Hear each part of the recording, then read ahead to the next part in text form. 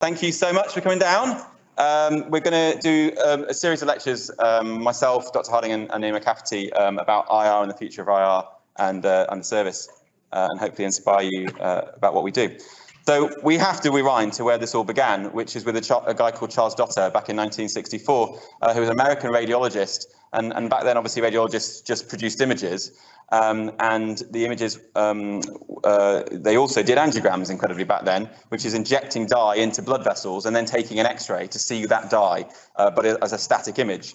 And obviously, some of you be old enough to remember the smell in the X-ray department of the photo processing facilities and the length of time it took to actually process and single X-ray.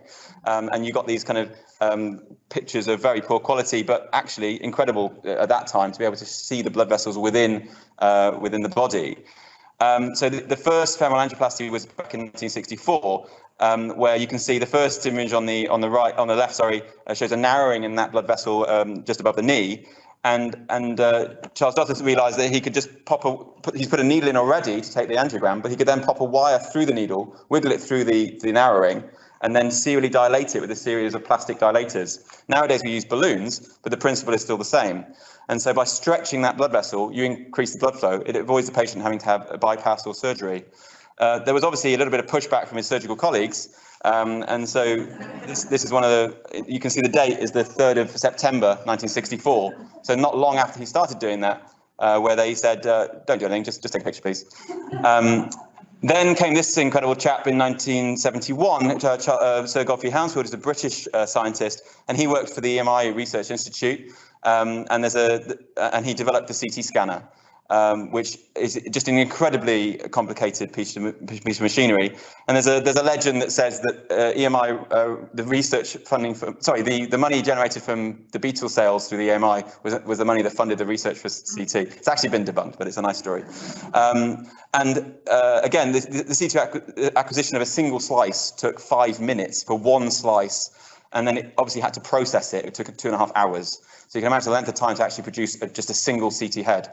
And this is the kind of images that were produced, which is incredible for the time. Again, 1971, we were producing pictures of the brain like this, but this is what we now see, which is infinitely better. And we can do an entire CT head in less than a second. And you can do a full body CT in about 4 or 5 seconds. So we're infinitely moving forwards. And obviously, I'm sure most of you remember these pictures on the left, where you've actually got them on film, and you stick them up and you've got these series of CTs sequentially. But now, obviously, you see us scrolling up and down in real time on the CT scanners. So the technology has developed so quickly, which has changed the way we practice radiology. And you can see these just incredible. So this is the first ever X-ray performed back in 1896, I think, by William Röntgen. This is his wife's hand, because obviously they were just racking X-rays left, right and centre. He wouldn't do it on himself. And this is then the CT, a CT scan with 3D reconstruction of the vasculature on the top of the hand. So you can see the incredible technology we've come. And this has enabled or allowed the digital, the explosion of IR. So from being able to do very simple procedures like putting tubes into abscesses and drains to doing simple angiography, to then being able to have instant, live, real-time X-ray imaging. So you can then guide wires in real time through blood vessels without having to take a static image, wiggle, static, balloon, wiggle, static. You just literally can see this in real time in motion. And ultimately, if you get into any blood vessel in the body, we stereotypically go into the groin, but you can go into the wrist or anywhere else. You can then get anywhere else in the body using the blood vessels as a road map. So whether you obviously go to the venous side or the arterial side, you can go to the kidney and get all the way through the ureters and the bladder. You can go through the liver and get through the bile ducts into the bowel. So we can get anywhere pretty much in the body from the head to the toe. And then when we get to the area of interest, we can then do our stuff. And so this is now warped, and as Ian mentioned as well, we've now started to talk this minimally invasive image-guided surgery. And this is the kind of pictures. This is the only one that I could. I'm very bad at taking pictures and staying in them. This is a loop where we've got a catheter all the way down the femoral artery. Obviously, this is a knee joint, and we've got a little catheter there wiggling around, and it's trying to find that tiny vessel that goes off into the knee joint. And you can see you can see this in real time, that wire manipulation. We've popped it there into that artery. We can then run a wire through that blood vessel and then push the catheter over that wire. And then we're in that blood vessel. We can then treat that area. This patient had bleeding into the knee capsule following their surgery, so they could inject those beads, stop the bleeding, because as Richard King would say, you don't really want to go back into a knee, so after surgery, and embolizing that and stopping the bleeding in there is fantastic. And we can do that obviously anywhere in the body. So who are we as interventional radiologists? Well, first of all, we train to be radiologists, which is hence our title. And I think there's probably a bit of a misnomer there, as people see us as radiologists, and many of us are primarily radiologists, and we do diagnostic imaging. But you need to absolutely understand the imaging that you're looking at in order to then be able to operate. So we first of all train to be radiologists, and then we do further training to then advance the wire and catheter skills and the kind of surgical mentality about managing patients to then take us to the next step to be IRs. This is the team at the moment, where we've just employed 2 new consultants who will be joining us at the end of the year. So our team is expanding considerably, and obviously you've just seen our new facility with the 4 suites there, so we need staff to obviously run it. So lots of people divide it in different ways, but I like dividing it into 3 or 4 main specialties: the kind of non-vascular stuff, the interventional oncology, which is the cancer side of what we do, and then the vascular intervention, which can be further divided into the arterial and the venous, because you look at 2 different sides.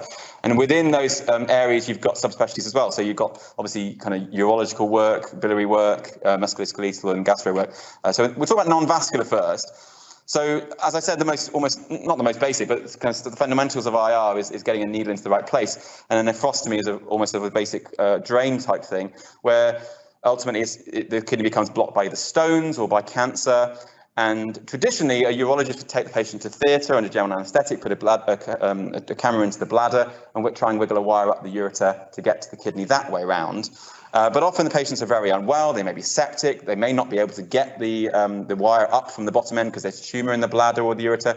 So we can do it the other way round. So we basically, under ultrasound guidance, guide a needle into the kidney. So you can see the far left image is the kidney. We can guide the needle under ultrasound guidance into the kidney. Once we've done that, we take an X-ray to show that we're in the kidney with the needle injecting dye, and then we can guide a wire and then a tube into the kidney itself. We can then further go on to actually put a stent in, so we can wiggle a catheter, which is just a long tube, all the way down the ureter. You get to the bottom, which is where this patient's got a blockage, and you wiggle through the tumour and pop into the bladder. Then you insert a stent from the top of the kidney down into the bladder. And it labels, obviously, to redirect the urine. Instead of the outside world, it goes through the stent into the bladder.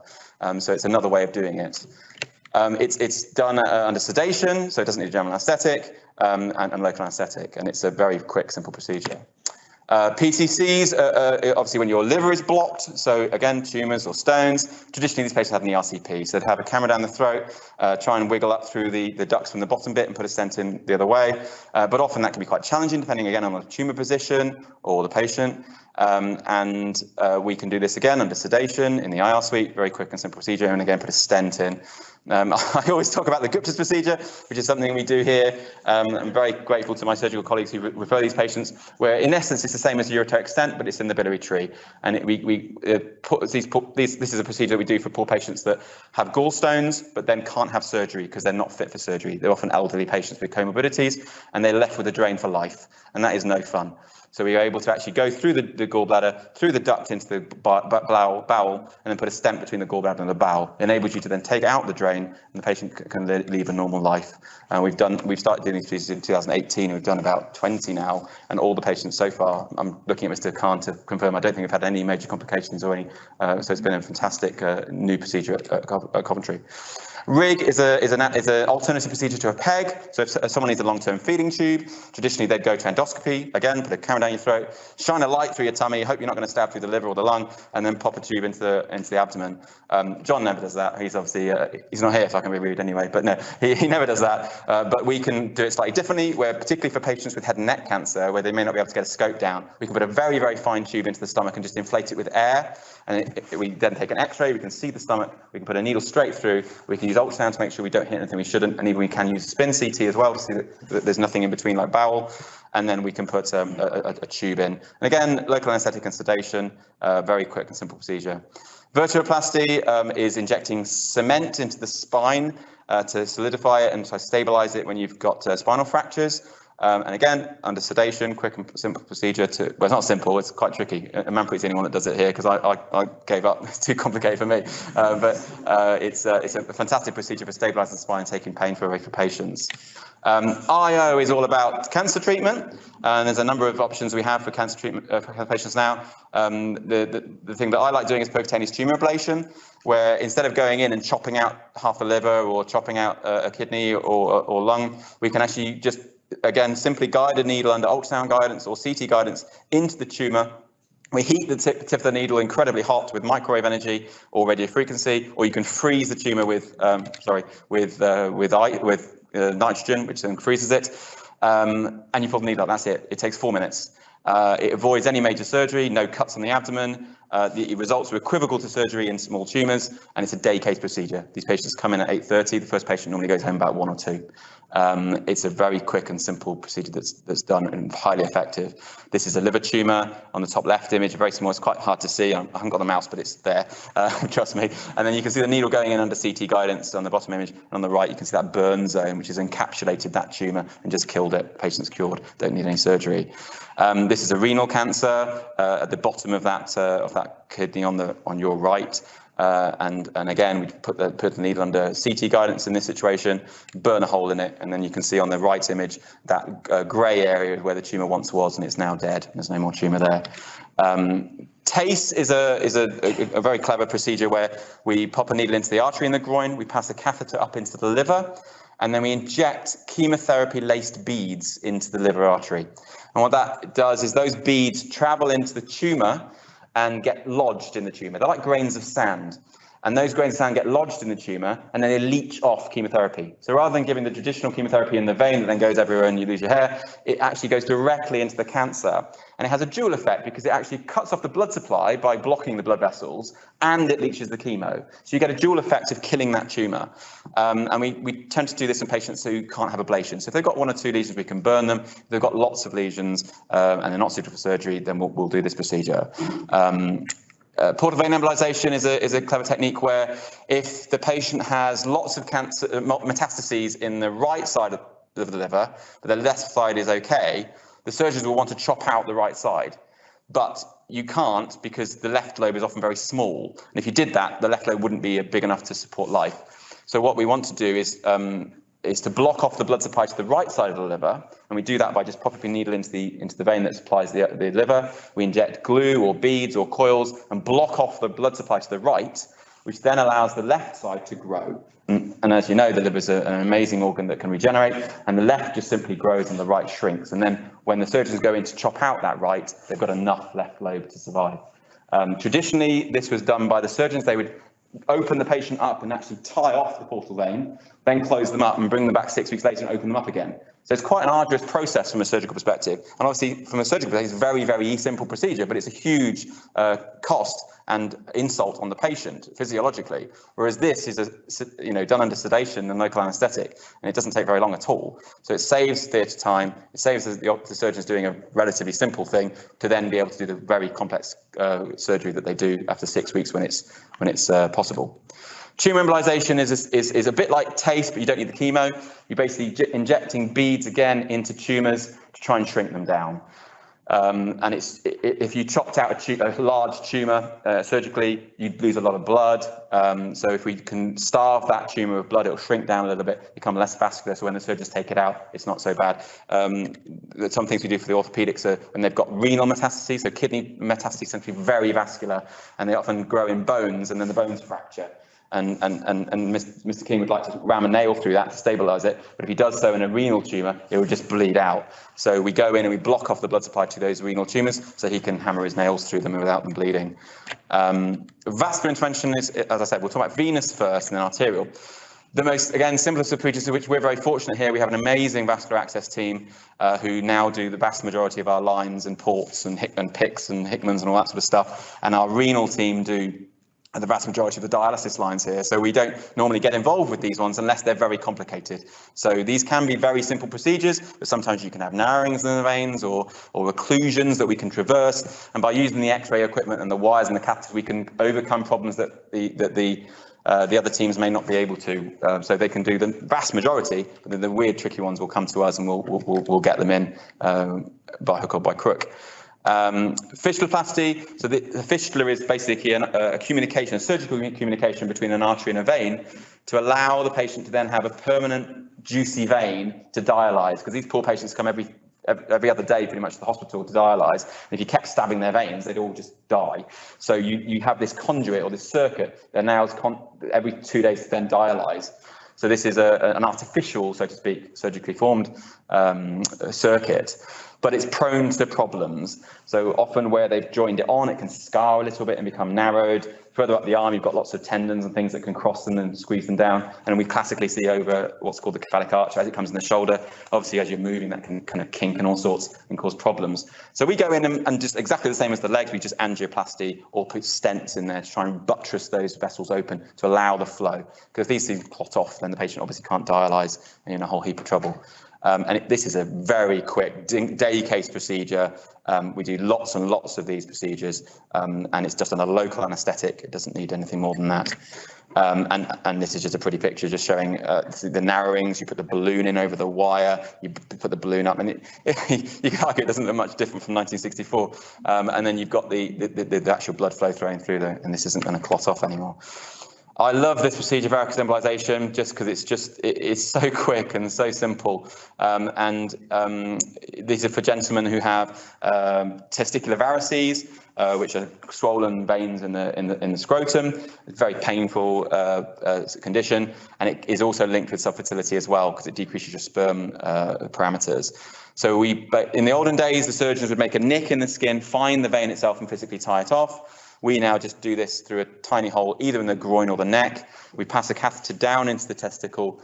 We find the correct vein that's causing the varices. We put some coils in, and you can see these are the kind of snakes of coil that we put in that clot off that blood and take away the varicosities. It's a bit like varicose veins in the leg, but they're obviously in the scrotum. Again, day case procedure. It can take as little as 10 minutes. And often the patients come in at 8:30 and they're home by 10. It really is simple. I can't believe I'm being bleeped.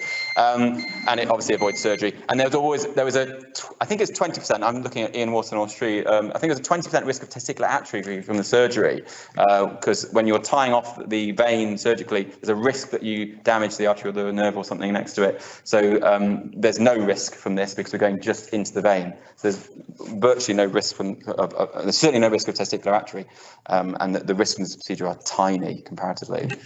An IVC filter, this is very much going out of fashion actually, thanks to Ben and Maria, who've been fantastic in the haematology team, trying to avoid putting these in at all costs. But in essence, if you've got DVTs, and then they start travelling to your lungs, and the patient can't be anticoagulated because they've had a cerebral bleed or they've had a GI bleed or something that's contraindicating anticoagulation, there's a risk that then carries on sending clots to the lungs, and then you have a massive PE and become very unwell.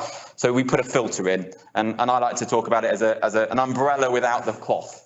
So it's kind of you put it in, you press the button, and it pings open like an umbrella. So it allows the blood to flow, but it catches the big fat clots that are going to go to your lung and cause major complications. This is a very quick and simple procedure. It's again a day case, and we can take it out as a day case. We put a fishing rod down your neck, we hook it, and it's hook a duck, and then it collapses, and you pull it back out. Very simple. But there is risk that if you leave them in for too long, they can get stuck, and they can tilt, and they can all sorts of funny things. So Maria and Ben are very good at being aggressive with the anticoagulation, monitoring these patients and trying to avoid filters, because you're putting patients through unnecessary procedures, you're putting foreign bodies in and all sorts. So the number of filters you put in now is vastly decreased thanks to the work that these guys are doing. So arterial vascular intervention. This is kind of the bread and butter, and I guess probably where IR started to an extent, and what people stereotypically see in IR doing, which is angioplasty.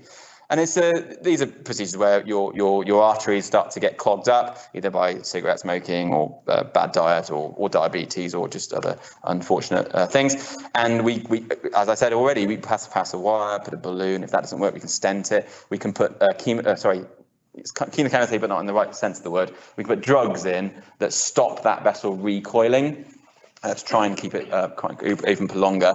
Again, day case procedure. The patient comes in the morning, they go home in the afternoon. They're awake. It's just a local anesthetic in the groin. That's all they need. It's very, very effective and avoids having to have bypass surgery or all sorts of complicated things.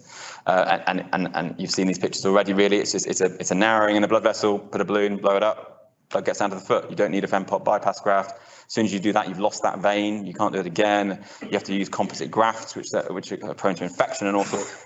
So this is kind of bread and butter IR. And ultimately, we can do that in any other blood vessel in the body. So it's not just the legs and arms. You've obviously your kidneys, your bowel, your blood, your liver, any other blood vessel that starts to narrow down for whatever reason, we can get into, and we can put balloons in and deploy stents in kidneys and all sorts. Thrombolysis is where we get a clot forming in a blood vessel, either from the heart pumping irregularly, or just or cancer patients that develop clots, all sorts of other things. And in essence, we can go in and we can just suck that clot out. And we have we introduced a catheter a few years ago here at this trust called the Indigo. It's basically a vacuum cleaner. So there's a catheter, you stick it in, you stick it on suction, and it sucks the clot out. We can do that in fistulas, and we can do that in arteries as well, and we can do that in veins as well, for DVTs and things like that. You suck the clot out, and then normally you end up having to drip in some thrombolytic or clot buster as well. So you put a catheter down into the clot, you inject the clot busting medication directly into the clot, try and break it down. Usually takes about 24 hours. We bring the patient back, and it's cleared. And the vessel looks a bit tatty on that second picture, but amazingly, after 3 months, the body is remarkable, as you all know, and it just remolds that blood vessel and allows it to just go back to what you would never have known there was anything wrong with that blood vessel in the first place. And again, this is a conscious procedure. The patient's fully awake. It's a bit of local anaesthetic. It avoids having to go to surgery and open the groin and hoik the clot out and do sorts of bypasses and all sorts of things. So it's minimally invasive image-guided procedure. This is another favourite of mine, fibrin embolization. These are young, healthy women with horrific, heavy, painful periods, debilitating, heavy, painful periods. And traditionally, the only real option was surgery. They had a hysterectomy or a myomectomy.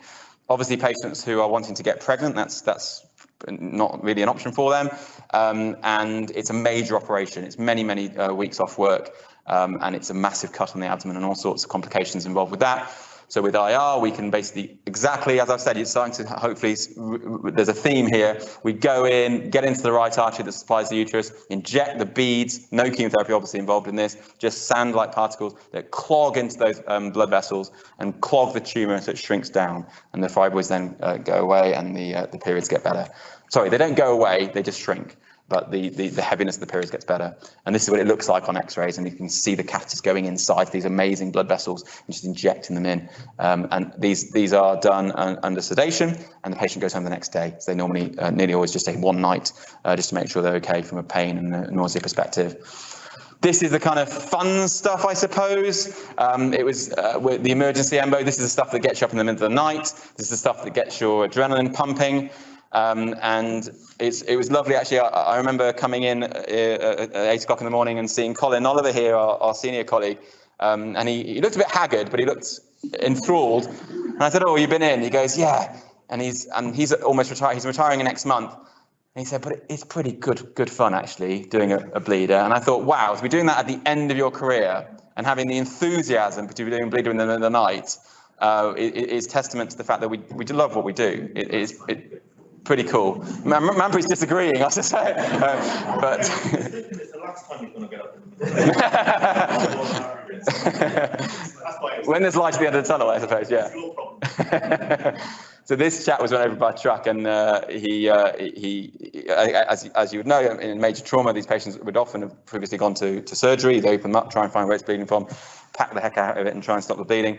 If you can't find the actual vessel, often it's oozing everywhere. You've released the kind of pressure inside the abdomen, it's all just oozing everywhere. But we can go in to the CT will normally give us an idea of where the bleeding is coming from. The CT scan that we do, the trauma CT, we can find the exact blood vessel, traverse it down to it. In this situation, it was in the pudendal artery, which was going down, and the blood was basically into his scrotum. And his testicles, his scrotum was absolutely massive, just full of blood, and the blood was just bleeding out. Nothing to stop it because it's in a sac that just keeps expanding. And he came down to IR, embolized it, patient fully awake, just under local anaesthetic, 30 minutes procedure, and he's out back on the ward and went home after a few days. Obviously, the orthopods need to fix his pelvis, but there was, relatively simple from, well, not simple, sorry, but it's to do. It's been a job. This is a splenic trauma. We see a lot of these from road traffic accidents, often where the spleen gets shattered. And it's either bleeding or there's aneurysm formation which can rupture.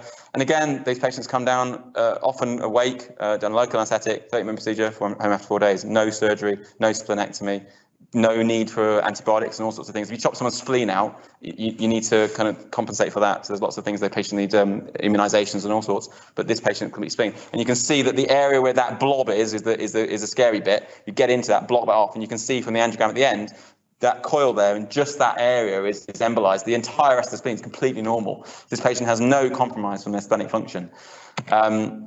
This is so with a GI bleed, we often ask our endoscopy colleagues to go in first and try and see if they can stop it. And this is often what they see. It's just an absolute mess in there. There's blood everywhere. It's all congealed, and they don't often, or sometimes can't see where it's coming from. If they can, it's great. They can spray it or clip it, and they solve it. If they don't, they give us a call. We go in, again, go into the artery that supplies the bowel. We get right down into the blood vessel that's bleeding. We coil that blood vessel. And we want to get as far into it as possible. We don't want to infarct an area of bowel. We don't want to cut the blood supply to a large area of bowel. We want to get right down to the segment that's bleeding. We cut that area, and the patient stops bleeding, and the blood pressure comes back up, and everyone high fives and goes. These are the kind of crazy stuff that you see, incredibly rare but incredibly exciting. This was a patient who was at another hospital, regional to here, had this massive aneurysm. It's defined as a giant aneurysm. I think it was 7 centimeters on the kidney, and it was bleeding, and they couldn't control it at the DGH. They sent it here, and James and I did this case on the weekend, and we basically got into that the artery, the renal artery. We found the blood supply into it, and we blocked off the blood supply, and incredibly, we managed to maintain perfusion to the kidney. We assumed, absolutely, Tony Black was involved with that. We absolutely assumed this patient would need a nephrectomy, would need the kidney removing. We wanted to make it safe for Tony to go in and do the nephrectomy. Or was it Shri? Sorry, it was Shri. To do this safe nephrectomy.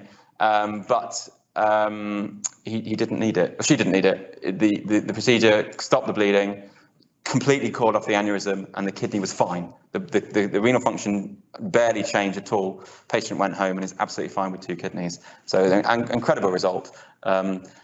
This was a surgical patient who had a very simple gallbladder removal operation, came in a few days later, not very well. CT showed active bleeding into the gallbladder where it was previously. The surgeons have just been in, they're not keen on going back in so quickly. A very young patient, you get adhesions and all sorts of complications. So we just popped a catheter in, get into the first branch is the cystic artery, which goes to the gallbladder, pop a coil in, stop the bleeding. And this was just a kind of a textbook case where he was actually in the radiology department on the CT table. One of my colleagues came and said, "This guy's bleeding." They literally wheeled him round. He was in the IR within 10 minutes. We embolized it within 20, and he went home after 2 days. It's just an absolute, if it's in hours like that, it's amazing. And we do all sorts of funny things that I'm not going to talk about. Well, I will. I'll show you what. But things like adrenal and parathyroid vein sampling, we can go into the veins and lateralize or figure out which side a tumour is on. If it's a confusion from other scans, we can put suprapubic catheters in if it's complicated. If they've had previous surgery and scarring and things that the urologists are worried about, we can go in and put suprapubic catheters in. IRE, we spoke about. I spoke about a few months ago at the not a grand round. Stand up, and this is a brand new technology, which is absolutely incredible. So, as you can imagine with thermal ablation, so we stick a needle in and burn something or freeze it, you kill everything in that kill zone, so to speak. IRE is this magical, mythical thing that electrocutes the tumour, but it only electrocutes the tumour and not the good things, which is just a miracle. I could explain it, but I'll bore you. So it leaves the blood vessels, it leaves the bile ducts alone, but it kills the tumour. Absolute game changer. So we've started doing this with the help of Sabor and Jawad and Gab and FT, and these are absolutely game-changing procedures for patients who would have either had to have a major surgery to remove these tumours that were very close to blood vessels and bile ducts. We can actually do this percutaneously. The ones we've done so far have been in conjunction with the surgeons to make sure we get it right first time, but we could move to do this percutaneously, where you just literally guide the needles in, electrocute the patient, pull them out, and you need no surgery at all.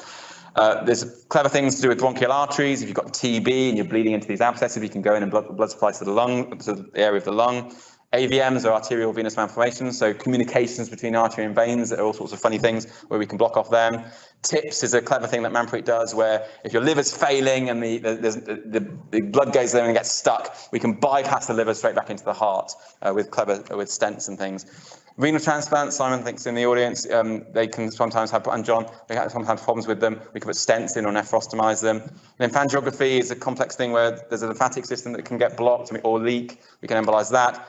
Balloon occlusions, I think we've got an obstetrician in the audience where these patients with abnormal placental problems, if they have a cesarean section, the placenta doesn't attach particularly well and it can just bleed, and it absolutely bleeds, litres and litres of blood. We can go in and we can put balloons into the arteries. The obstetricians then do the cesarean section. As soon as they clamp the cord, we then inflate the balloons, we cut off the blood supply to the pelvis. It enables them to then get control of the bleeding, then figure out what's going on, whether they can remove the placenta or whether they just put it back in and tie it all up. So it's been a game changer for certain patients with very complicated maternity. And these patients are obviously young, fit, healthy, should be the best day of your life, having a baby, and there's a risk of death. So to try and adjunct this with a procedure that can mitigate that is absolutely amazing. And PPH, we're not there yet because we haven't got a hybrid theatre, but sometimes we do see patients with 99% of the times the obstetricians are incredible. They can solve these with the anaesthetic team as well to kind of solve PPH. They can give lots of clever drugs and do sorts of funny things, but very occasionally they can't, and they'll call us and we can embolize. Just as a fibroid, we can embolize the womb to try and take off the blood supply. So I hope I've given you kind of an overview of the massive range of things that we can do, and to an extent, I've kind of, if I don't dumb down my specialty too much, it's very simple stuff. It's often an ultrasound to get a needle into the right place, and either red stuff comes out, green stuff comes out, or yellow stuff comes out. You know where you are. You put a wire and a tube inside that wherever you are, and then you do some magic with some beads or cords or stents and things like that. So ultimately, the process is actually very similar in a lot of things that we do, and that's why they complement each other so well. But that's why we can expand to do other things, because the skill set is very is transferable. Thank you. I have no idea what the time is.